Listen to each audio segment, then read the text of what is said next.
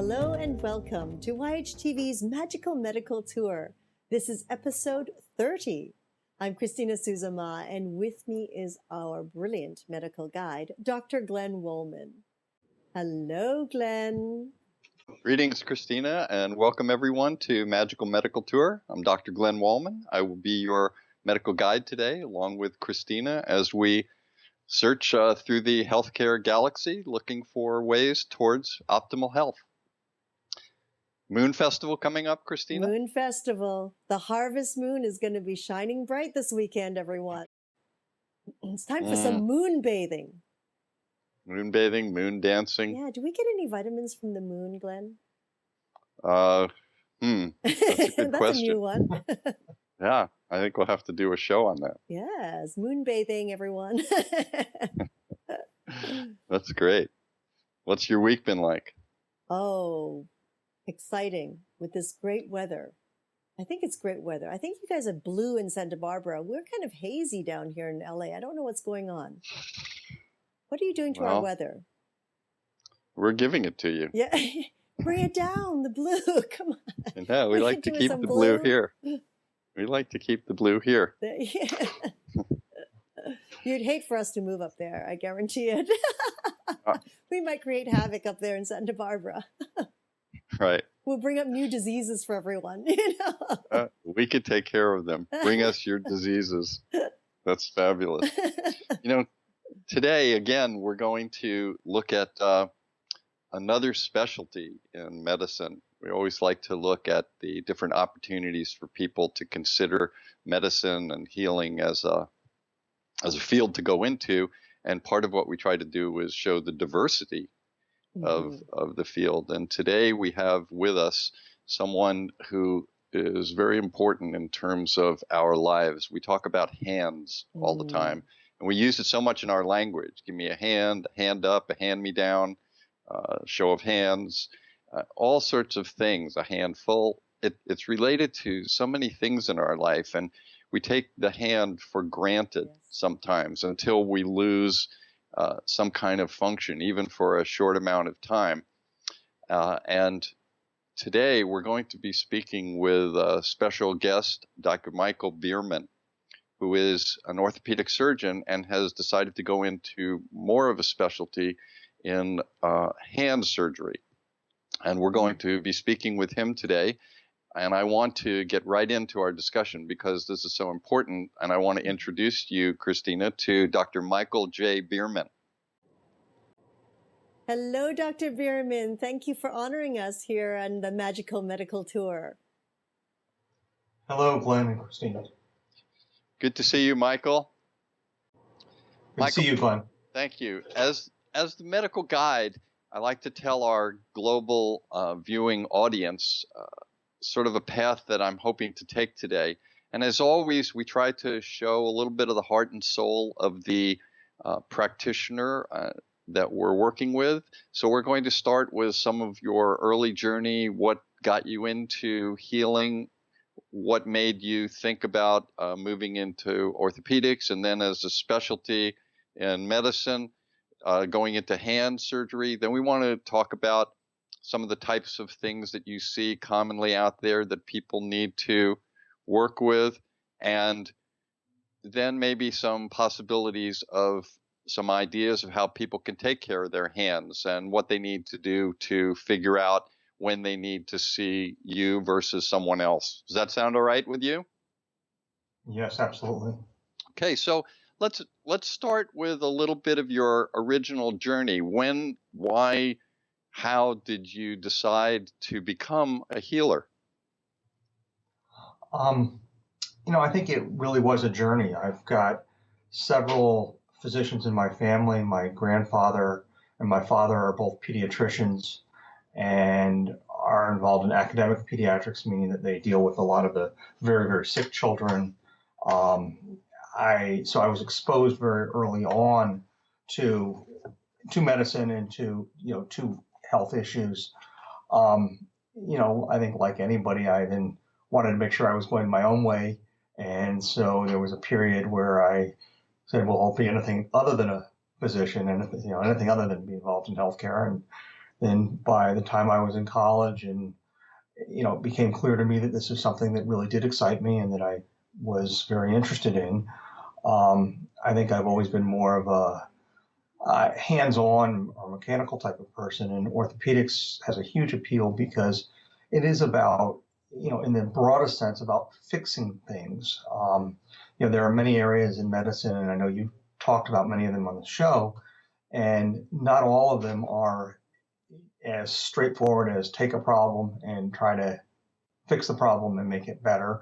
Some are dealing with chronic issues, some are but in orthopedics in general, and not that we can make everything perfect again, but we're dealing with more of a discrete, this is wrong, this nerve is being compressed, or this bone is broken, or this person ran his hand through a table saw and has nerve and tendon injuries.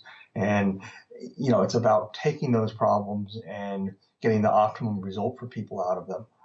So I think it just fit my personality and my interests of, liking to find problems and try to solve the problems. What? And that combined.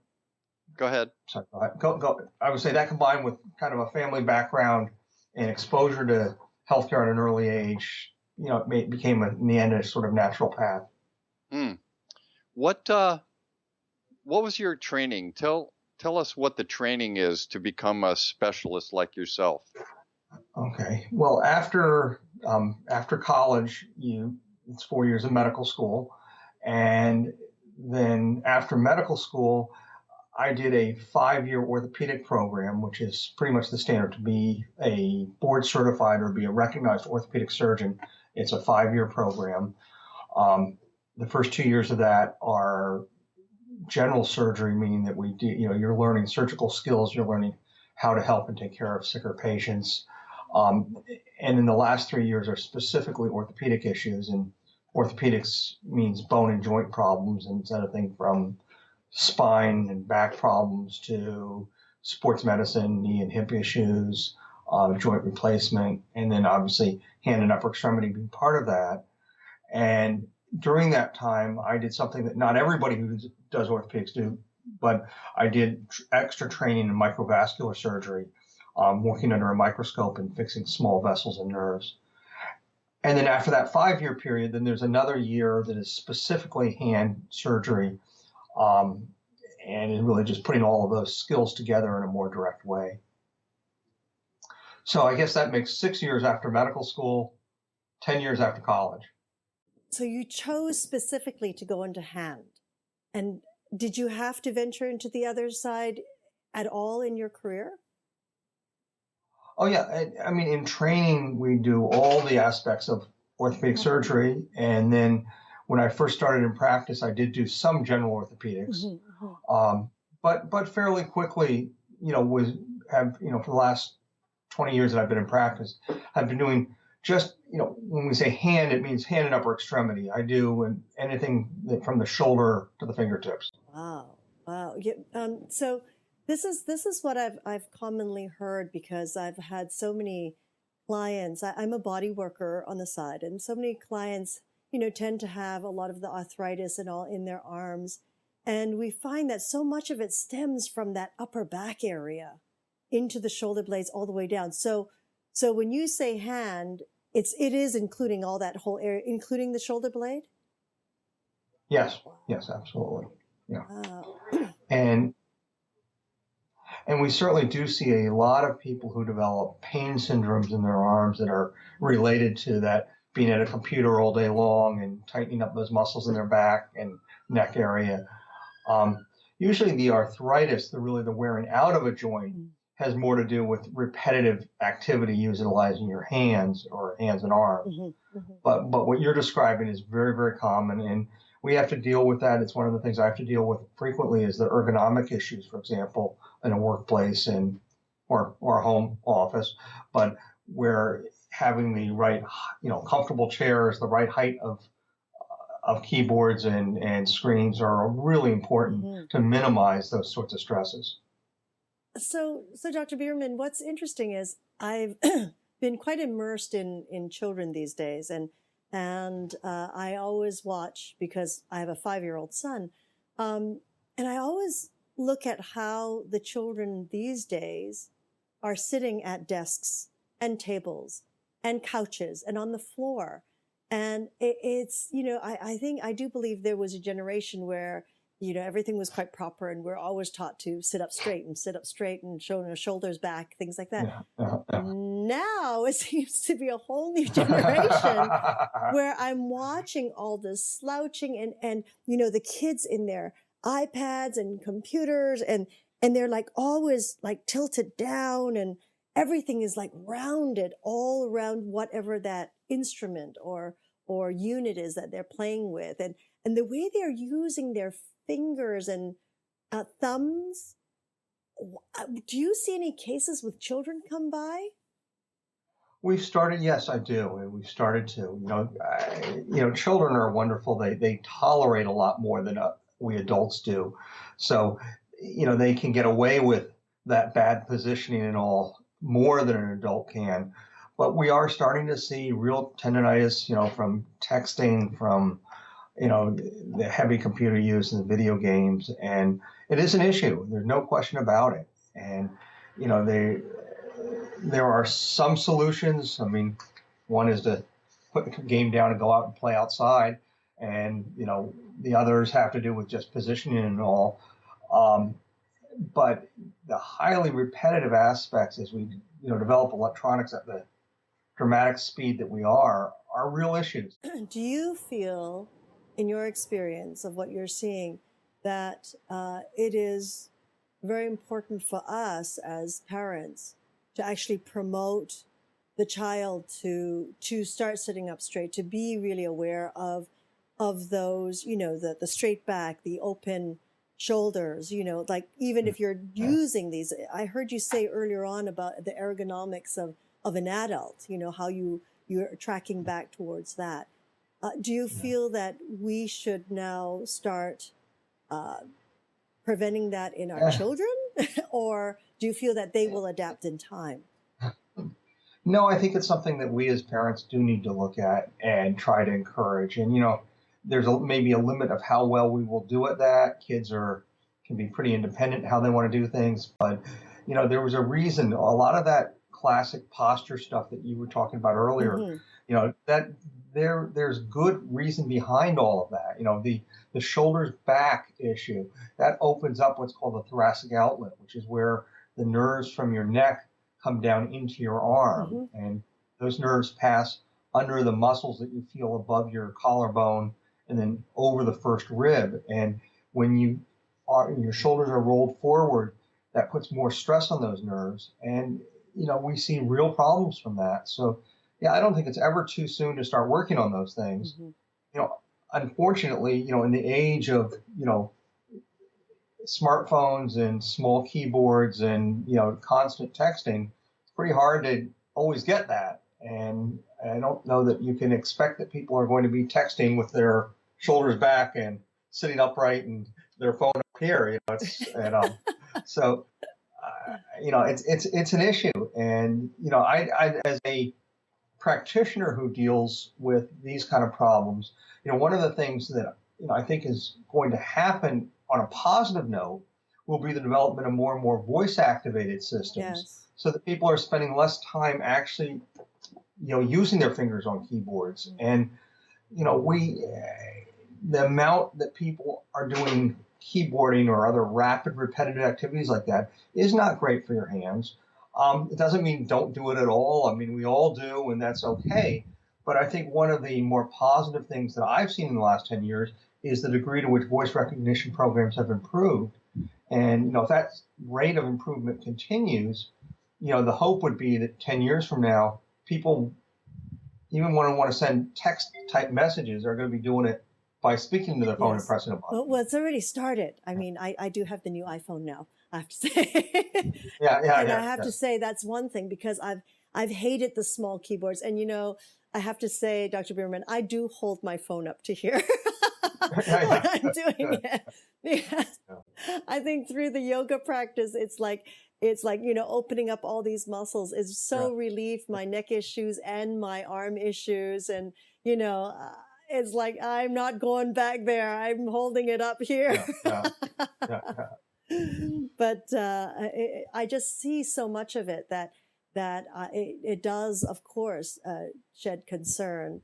And, by the time the children, like my child is 5, by the time in 10 years from now, that's a long time to, do that slouching sort of posture until they're teenagers before, some parents can even afford to get them a voice activated unit of some sort. You're absolutely right, and I think it is well worthwhile to be trying to address that with children. So unfortunately, the machines we're dealing with, they're not made to do that. Mm-hmm. They're not. It's good that you do have your iPhone up here when you're working, but it's really not designed that way. And that's. I mean, a generation ago, as computers started to become a big deal, this came up with keyboards, and designs were improved. I mean, the split keyboards, which are much better, for example, tendonitis in your elbows, are real advantages. The keys were made easier to hit, so people were doing less kind of heavy repetitive motion with their fingers. Those good things have been done and will continue to be done. The current smartphone rage is, we're all caught up in it. They can't live without them anymore. But, we as adults don't use them the same way kids do either. I mean, they just are on, texting on them nonstop, and it's gonna, it is a potential problem. I mean, it's something that has to be looked at, and to the degree to which parents can address it, it's well worth doing. Well, that's Michael. As part of a process for me, one of the things that people injure themselves, and one of the ways that they injure themselves, sometimes they're working, on some kind of a machine, a saw, or somebody is doing something where actually a finger might be cut off, or a fingertip might be cut off. Is there something that we should do if we're trying to get to the hospital? Is that finger important for us to bring or not? And if so, how should we store that? I think that might be something that would be helpful for us. No, I think that's a good question, Juan. I think I'll give it in two parts. I mean, one is what's not 100% cut off. We'll often see from a table saw injury, to use an example, the several fingers that are, for want of a better word, mangled. I mean, the bone's broken and the nerves and tendons have been injured. And they're just getting a wrap on it, something that stops the pieces from moving around more than they need to. And, if you have a big roll of gauze at home, that's great. If not, anything, taking an old shirt, putting it on it and taping it on is good, so that things are kind of still until you get in there and we can start dealing with it definitively. For pieces that are actually cut off, sometimes we can make use of them and sometimes we cannot. But in terms of bringing them in, the simple rule is cold is better. You don't want, the cooler you keep the tissue, the longer it will survive and the better chance that we can reuse it. You don't want to put it directly on ice. So if you have the resources, wrapping it, in some moist gauze or moist paper towels, and then putting those on ice is great. If you don't have that, if you got a cooler and one of a cold pack in the freezer, wrap literally anything you have around the piece and put it in there. Just directly touching ice and freezing tissue is not good for it. But short of that, cooler is better. And one of the kind of the classic stories that we hand surgeons talk about is that there was and this was not my patient, but a patient lost a couple of fingers in a boating accident, and they got cut off by a propeller, and they went to the bottom of this lake, and the patient got brought in. Well, they didn't have the fingers. Some divers were able to get the finger, recover the fingers, and they didn't get them replanted for 24 hours after the injury. But because they were at the bottom of a cold lake, they survived. Wow. The tissue, the metabolism of the tissue was decreased. The damage to the tissue from it not being connected, not having a blood supply, was less, and we were able to, keep the fingers alive and put them back on. Fantastic. Wow. Yeah. That's always a great story. Yeah, yeah. Thank God no And fish so came by and ate them, though. yeah, well, exactly. Yes, I mean, yes, yes. I mean, that's not. We wouldn't recommend that as the way of doing things, but Mhm. it never hurts. You always want to bring in anything you can. You know, you don't want to. If the patient is bleeding badly, you've got to focus on that first. You know, get pressure on the wounds. You know, get the patient taken care of, and even if it means somebody else finding the pieces and bringing them in, that's better than not bringing them in. And there are times when we can't save them, where we can't put them back. But if you don't have them, you never can put them right. back. Can you tell when you're in the operating room if you see someone like that? Can you look at the finger, look at the person, put it all together, and say we shouldn't even attempt this, or we should attempt it, but it may not work? Can you tell that right away, just looking with all of your knowledge? Yes, to a large extent. I mean, there are some basic rules we deal with. I mean, for example, somebody who is considerably older, who is diabetic, Mm, and who smokes cigarettes Hmm. is not a good person to try to do a replant on. Right. And the reasons being that it's much less likely to survive. And when we do a true replant, as you're talking about, when things are cut off and under the microscope, repairing the blood vessels to reestablish wow. blood flow to that piece.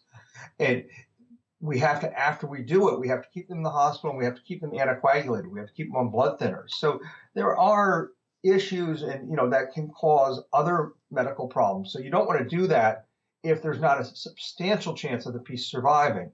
So when it's people who are, as I said, a heavy smoker, it's not going to survive, because the nicotine from the smoking, just closes off those small blood vessels. Mm, Um, an older diabetic, the chances are not high enough to really be worth the health risk of anticoagulating them generally. And then the other part is it depends tremendously on what's off. If somebody who cuts off a thumb, we will make a huge effort to put it back on, because our thumbs are one of the things that distinguish us from other animals. I mean, they allow us to grip and use our hands in many different ways. Whereas somebody who loses either an index finger or a small finger is often better off not trying to put that back on, because they can still function very well with their mm. hand. Um, so there are a lot of issues like that. If you've lost all four fingers are off, obviously it's better to try to get them back on, because otherwise you have no hand. Those, all of those are variables that we deal with, and some of them are things that I have to figure out as the physician. Mm-hmm. Many of them are things that I have to talk with the patient about and say, this is realistically, the chances here are not very high, or and you will do fine without this, or alternatively, this is something that's going to be so important to you that even though you're going to go through a pretty significant process afterwards, it's worth it. Mm. And age of the patient is a huge aspect of that. Hmm. Speaking of transplants and things like that, many of us have on our license plate that little pink dot that considers organ transplants. We talk about kidneys and eyes and ligaments and things like that, but there's something new out there in your specialty now, actual hand transplants, where people can donate their hands to someone else. I know that, Wow. yeah, this is something that's Yeah. pretty new on the horizon. Can you speak about that a little bit? Yeah, the first hand transplant was done about 3 years ago, and there is no question that we can take a hand from somebody who's died and put it on somebody who has lost their hand for any traumatic reason, and get it to survive. We've been, in a sense, doing that for a long time with replants, with people, which you had just brought up, with taking people who have cut off their own limb and putting it back on. The difference with transplants, obviously, is it's somebody else's tissue, and we have the issue of rejection. Your body, and it wants to, for want of a better word, wants to fight. There's an immunological response to any foreign tissue that's involved. And this, if we do a heart transplant, the patient needs to be on immunosuppressive drugs really for the rest of their life. There is a debate as to the role of that for extremity transplants, because obviously they're not life and death situations as a heart transplant might be. So you take somebody who may be functioning reasonably well with just one hand, and not everybody. And I have many, I won't say many, but I've probably got 20 patients in my practice who are missing all or almost all of a hand for various reasons. And frankly, the majority of them aren't really interested in transplants because of those other issues, the issues of having to be on immunosuppressive drugs. But having said that, there are certainly people where it makes a lot of sense. If you've lost both your hands is an obvious example of that. And in some people where they've lost a dominant hand and it's affected their ability to do any of the kind of their pre-injury functions, there's a role for it. They're not perfect. You don't get quite all of your motion, but you get pretty good motion back afterwards, and you get pretty decent sensation back. So it's kind of an exciting and new field that's developing. I don't know what the number is now. I mean, a year ago, there were only been about 10 done in the world. I think in the last 12 months, that's probably tripled. But, that's the kind of numbers we're talking about. Still not common, still not as common as heart, lung, or kidney transplants. But there's definitely it's a developing area and one that will have applications. I was listening to a talk or a lecture on that, and some of the interesting sidelights for me that, you have the families that have to make that decision, and the team that goes out to talk with them, they actually will, for the sake of the person who might be dying and giving up their hands, they actually will put some kind of a prosthetic device on their arms, and they will match it to the skin color and try and make it look as close as possible to their normal. It's a great gift. The other part of it that I thought was very interesting is when we look at the teams that go in, like the surgeons for the heart or the surgeons for the eye or the ligaments, the hand is now taking the biggest priority in terms of that's the one that has to go in first. The team that takes the hands when someone dies have to go in first, because the other organs they can keep alive for a little longer or keep functioning, but the hands they can't. So I thought that was somewhat interesting that they now have moved to the top as going in pretty quickly. So for example, if I had lost a hand a year ago and I'm waiting for a transplant, like the people who are waiting for transplants for hearts and other organs, you could still do the surgery after a certain amount of time? Yes, there's really not any limit to how long that time can be, because you still have the bone up to the level of where you've amputated or lost your hand or your arm, and we're going to connect to that. You still have blood vessels that go down to that level, and we're going to connect to those.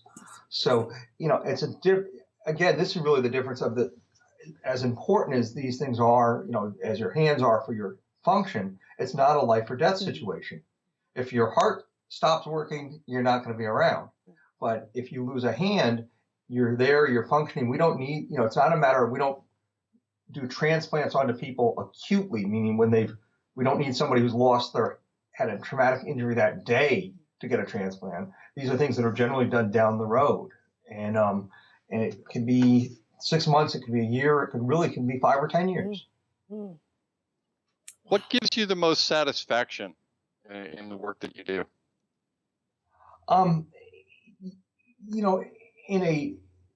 The satisfaction comes from taking people who have a problem that is substantially interrupting their life and being able to make it better and getting them back to where they can do all the things they want to do.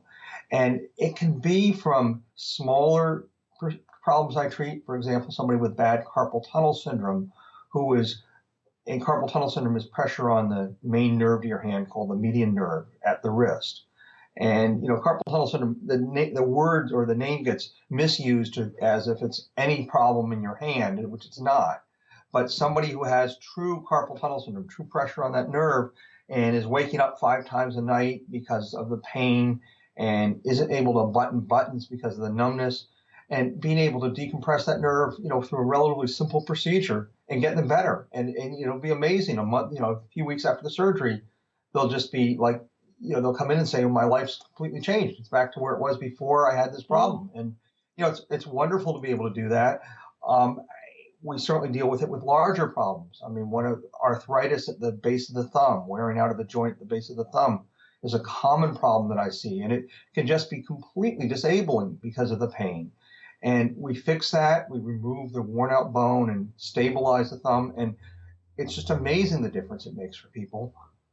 And on that same note is when somebody comes in who's had a bad trauma, who's, had several, fingers or their whole hand really badly damaged. And, you come in and you can see in their eyes, they're thinking they're never going to be able to use that arm again. And, and to be able to take that kind of a problem and take it step by step and address it and get them back to where they're functioning really well, where they're normal or near enough to that it's just not a life-altering situation for them. When they already are so concerned that it will be, those are great things to do. It's very rewarding. We spoke with an osteopathic doctor the other day, Dr. Tim Schultz, who talks about different relationships with the hand and the brain now and sensation and everything. I'm wondering if you, as a surgeon, who clearly understands the anatomy and the physiology from a very concrete aspect, do you have any kind of an abstract aspect of your view of the hand and its relationship to us as a human? Yeah, I think that's a really good question. I'm not sure that I can easily put that into words. I think there are no question. One of the things you got at in that question was the hand's representation or involvement with the brain. And when we map the brain, the amount of the cortex, the kind of the advanced portion of your brain that is dedicated to control of the hand and sensation of the hand is huge. So, it is no surprise that there are, feedback loops, that, there are areas of where pressure or acupressure in certain areas of the hand will have effects on the rest of the body. I can't say it's something that we deal with. I mean, a tremendous amount. I think I've seen it, and but I don't. It's not something I have any real expertise in. People's, the effect of problems with the hand on people's the way they look at their bodies is just huge, and that may not be directly answering your question, but there's no question the interactions between the hand and the rest of the body are huge. I mean, the hand is what we use kind of to a large extent to communicate with the physical world.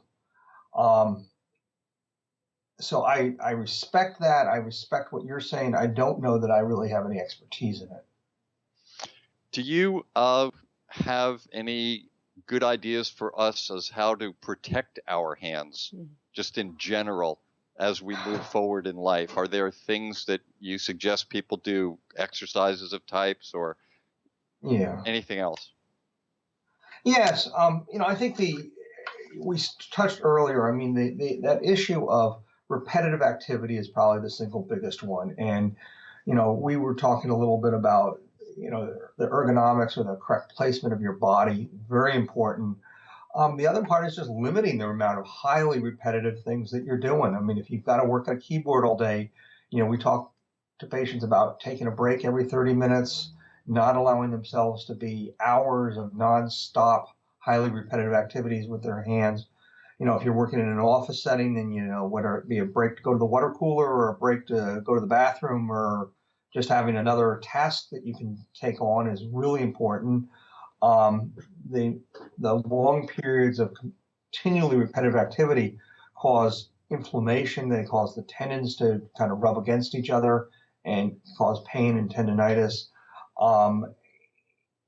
Beyond that, just looking at the way you do any activity and trying, heavy, repetitive pinching, squeezing activities that are done, once in a while, no problem. But if they're being done every day, it's an issue. And, I'll get construction workers all the time who have been doing something using, whether it be a nail gun or something else that requires significant pressure to squeeze and push, and are doing it all day long. And they get into trouble. They get pain, and they get worn out joints from that. So, I think the advice is really look at the things you have to do and try to limit the amount of highly repetitive activity that you're doing.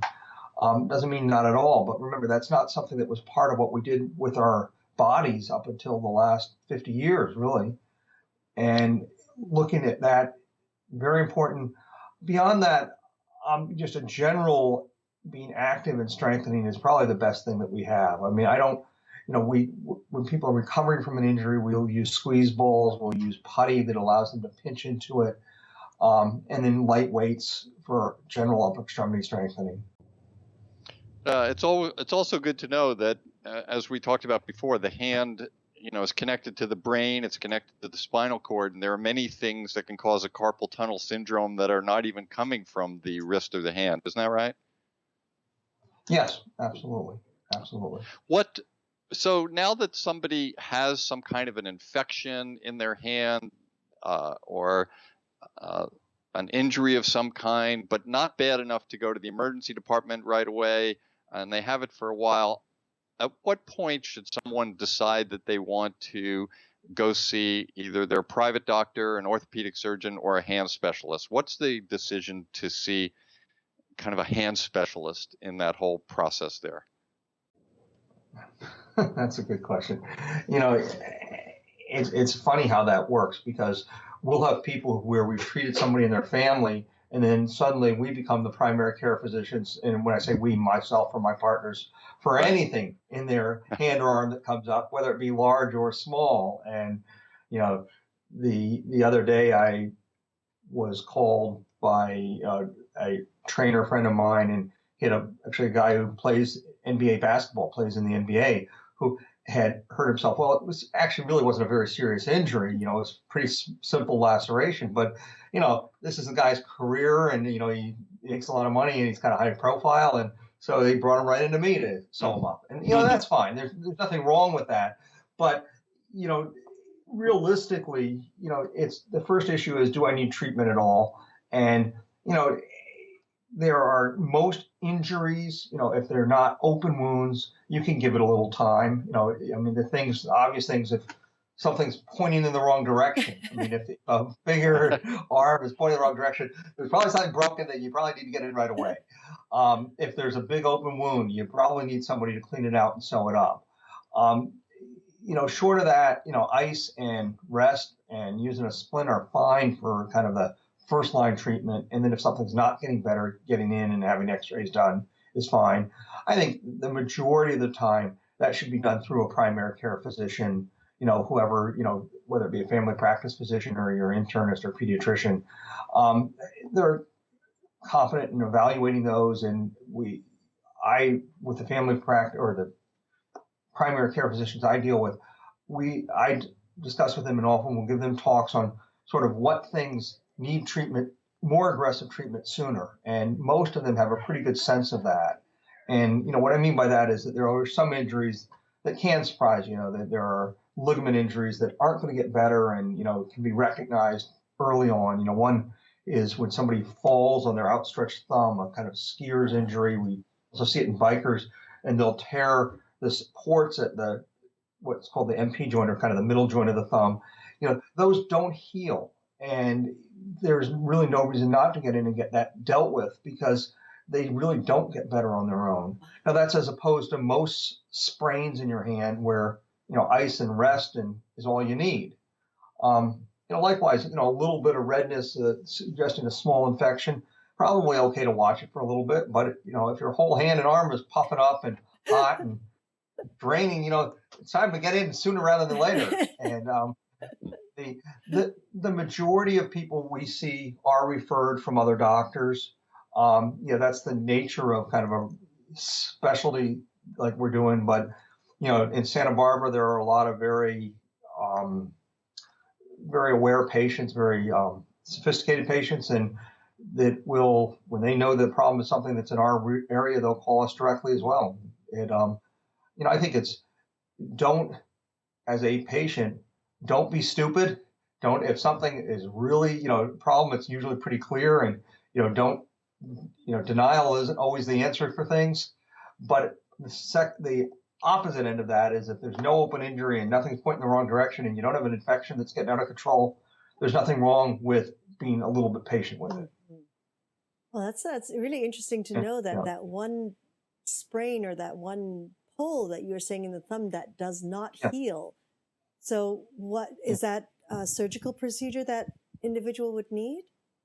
It is. I mean, that gets called a gamekeeper's thumb or a skier's thumb. Mm. And what happens there is that when that thumb gets forced away from the rest of your hand, Oh. the support tears.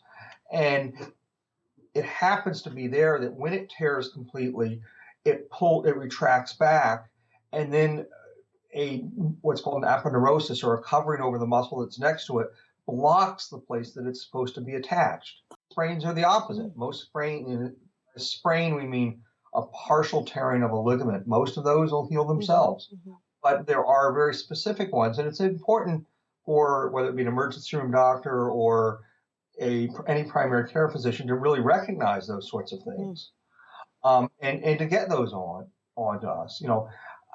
Kind of the same sort of example would be that a small laceration. Well, the primary care physician needs to evaluate, do the tendons work? And somebody might have a small laceration on their finger, but I've seen lacerations that are only a centimeter long and don't look like very much, but they happen to cut the tendon and nerve underneath. So if somebody comes in with that laceration and their finger's numb and they can't bend it, then it needs to be on to a specialist. They need to see it.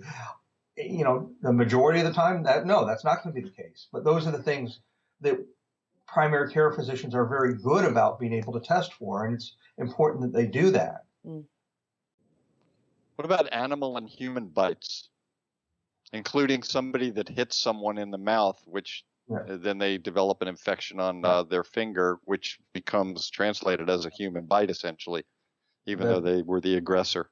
That's correct. We call those fight bites. And fight bites? Fight bites. Yeah, you hit somebody in the face, and because the tendon and even the joint are just almost right below the skin, you may have gotten a good blow in, but you end up with a laceration there that goes right into that joint, and you get terrible infections from those. I mean, the fact is that mouths carry a lot of bacteria, and whether we're talking about humans or dogs or cats, or I was yesterday treating an owl bite, and it's from a wildlife care group. And these things happen, and but they get infected very, very easily. So, really any bite injury probably needs to be seen by a specialist. They need to be on antibiotics. The wound needs to be washed out really, really well. The injury that Glenn is talking about, that fight bite, those can be just very serious because the wound isn't real big, but the tendon is right beneath the skin. I mean, if you make a fist, you can see that tendon right beneath the skin. It's a millimeter or two beneath the skin. And so anything that cuts, with force through the skin is going to cut into that tendon. You go right down to that joint. You get a little bit of saliva in the joint with lots of bacteria. And those people, if they don't treat it, the tough guy, he hits somebody else in the mouth. He goes home. He's happy. He won his fight. And 2 days later, his hand is blown up like a balloon, and they end up needing to be surgically drained. If we get them right away, they often don't need surgery. We can just wash them out. But if they go on a few days, forget it. Michael, we always ask our guest for a special health tip, something that you in your own practice and your own journey have recognized that not too many other people might know about it, and it would be great for our show to share this with us. Do you have some kind of a health tip? It doesn't have to be related to the hand, but just anything in your practice. Oh, all right. Now you're going to get me. I keep it related to what I do, and I think it's the main thing I'd say is for orthopedic problems, for hand and but for any orthopedic problem, be respectful of your body. That if your work activities, just be aware of where you can really do some damage and trying to be looking out for those things. The don't take the guard off table saws. Don't if you're left-handed, don't reverse your hands and use them in a way where you're crossed over and putting yourself at more risk. And then an aside, Glenn, and I don't mean to, but we actually did a study a few years ago that I was one of the authors of, that left-handed people have more hand injuries proportionally than they should. not as, and it's because they're trying to use equipment in ways that's not really meant to be used. So, being constantly aware of your surroundings and where kind of the risk of real injury is, I think is just super important. If you've got children, being aware of, where they're at real risk. I mean, everybody has to be able to live their life. We don't want to be paranoid, but, there are some things out there to really be aware of. And, you see in the kitchen, people just doing dumb things with knives that, just think for 20 seconds if you've got something in your hand that can really do damage before you use it. And I mean, that would be my main tip is that, an ounce of prevention really is worth a pound of cure. That's a great tip. It's a fingertip, huh? I'm sorry. I'm sorry for that. I wonder, it would be an interesting study to do on left-handed oyster shuckers. Oh.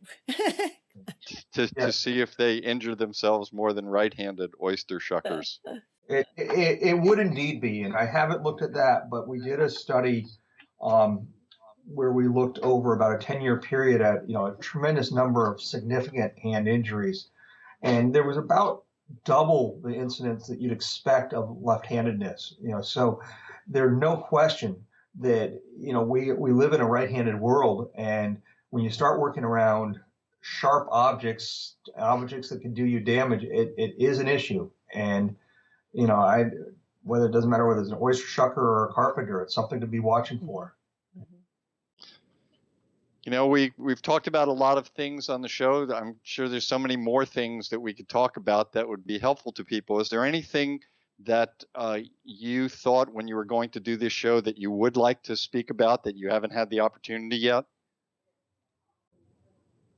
Well, that's a good question. I think we've hit most of the things that are really that we see and deal with on a regular basis. And, it's a wonderful field that, I love what I do. And, the hand is very, very complex.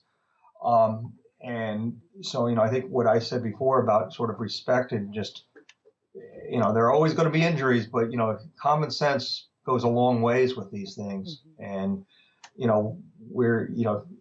if you got something where things are, you injured yourself, or you've got something that, an arthritic problem that's getting bad and really limiting you, yeah, absolutely come in and get it treated. But, use the common sense along the way, and hopefully you don't need to. Excellent. Christina, any final thoughts or questions? Oh, no, he enlightened me in the beginning of the show already with children and preventing things from happening to them later in life. As you know, Glenn, that's my big thing, right? It's like, how do we help them prevent what might happen later while we can now, right? So this has been magnificent. Thank you so much, Dr. Bierman. Oh, my pleasure.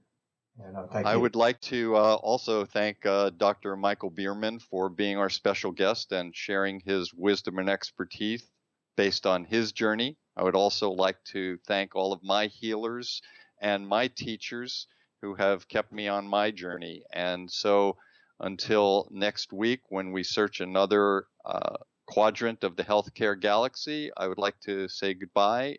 Thank you, Michael, and I would like to wish everyone optimal health. And thank you to you also, Dr. Glenn Woolman, our brilliant medical guide, as you gather all these wonderful experts for us laymen to learn from. It's fantastic. And thank you, everyone, for joining us today, of course. And we invite you to join us every Tuesday live at 10:30 a.m. Pacific Standard Time, 1:30 Eastern Time for this wonderful world of the Magical Medical Tour. And of course, Wednesdays for my Trinity of Life at 11 a.m. Pacific Standard Time, 2 p.m. Eastern Time. And of course, you can contact Dr. Glenn Woolman directly at myyogahub.com/G Woolman. And on Twitter, his handle is at Glenn Woolman, one word, and through his own website, glennwoolman.com.